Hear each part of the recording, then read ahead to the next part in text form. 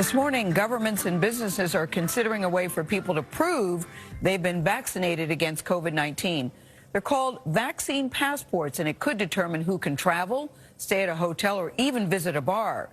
Now, Israel's already using them, and the European Union just proposed them. The U.S., we're still thinking about it.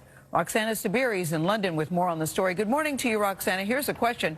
What are the pros and the cons of this idea? Good morning, Gail. Well, supporters say it could help lift lockdowns in cities like London. You get a shot, you get a digital pass on your phone, and then you can enter restaurants and pubs. But critics warn of the potential pitfalls over privacy and more. Israelis must now scan in to get in. To gyms, hotels, even concerts like this. It is all set in the telephone. It's very convenient. For more than 3 million Israelis and counting, this is the ticket back to some kind of normalcy. Finally, all the way in the car, I sang back to life, back to reality. The government-issued Green Pass shows personal details and proves they've had 2 doses of a COVID-19 vaccine. Now countries across Europe and beyond are considering similar so-called vaccine passports or immunity certificates to inject life back into a flagging tourism industry and revive businesses and hospitality like pubs. The UK is studying whether to introduce vaccine certificates, raising the possibility that Brits could soon need a passport for a pint. Yep, all good. We haven't had stuff like this before. We've never thought in terms of having something that you have to show to go to a pub or a theatre. And so there are deep and complex issues that we need to explore. Issues like potential discrimination against people who don't want a shot, along with those who can't get one for medical reasons or because there's not enough supply.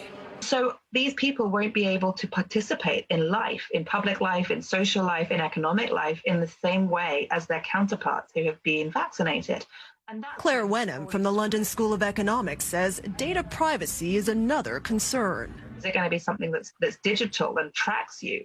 And that obviously opens a whole different range of conversations about, security of your data, for example. So governments shouldn't rush it. Governments shouldn't rush it. I think it's a Pandora's box, and I think it's a slippery slope into, having life being governed by your health status. But as governments debate immunity certificates, businesses are pushing ahead. Some cruises and airlines, for instance, say they'll require proof of inoculation to board. So while these passes are raising tricky ethical questions, you may need one to travel as early as this year. The WHO tells CBS News it opposes requiring vaccines for travel as long as the global supply is limited and their ability to stop the spread of the virus is not yet clear. Tony? All right, Roxana Sabiri in London for us. Roxana, thank you very much. I love this idea. I love it, too. I love Not everything idea. is a slippery slope. Sometimes you're taking one step forward, and that's all. We get tracked digitally all the time now for all sorts of things. I have no problem. Yeah, I also find, guys, the honor system doesn't work here. It doesn't. No. And normally, if you don't get a vaccine, it doesn't affect me or you. Yeah. It normally just affects you alone. But now, whether you get this vaccine could affect a lot of people. Everybody in the room. And if you have a medical condition that prevents you from getting vaccinated, if you have an allergy, I'm sure that can be worked out and it can be marked on your passport. Yep. All right. Well, no one's asked us, but we approve. Well, we're unanimous. Yeah, we're unanimous. And where'd you get your PhD? Same place I did? Yes. Yeah, right, exactly. Yes.